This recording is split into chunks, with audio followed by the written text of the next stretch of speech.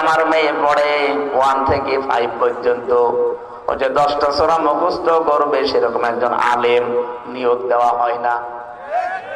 আমরা আহ্বান জানাবো যারা দায়িত্বে আছেন, ফেব্রুয়ারির 12 তারিখের পর তো চলে যাবেন, এমন কিছু একটা করে জানি মুসলমানের দেশে যেন আপনারা অমর হয়ে থাকতে পারেন।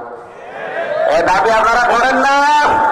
কারা কারা করেন দেখুন? লিল্লাহি তাকবীর।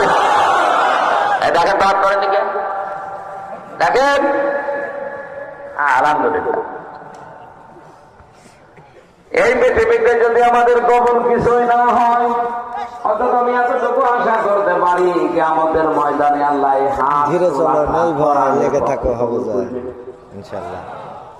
আমার কথা ছিল, দুনিয়ার হাসানাকেও যদি পেতে চান, মাস্ট বি আপনাকে কোরআন শরীফ শুদ্ধ করে পড়ার পরে এটা বোঝার চেষ্টা করা লাগবে। যেহেতু সিস্টেম গুলো তো সহজ না, আমরা এবার ইসলামী ক্ষমতায় দেশে যদি আনতে পারি, কোরআনের শিক্ষাকে আমরা একেবারে সহজলভ্য করে দেব।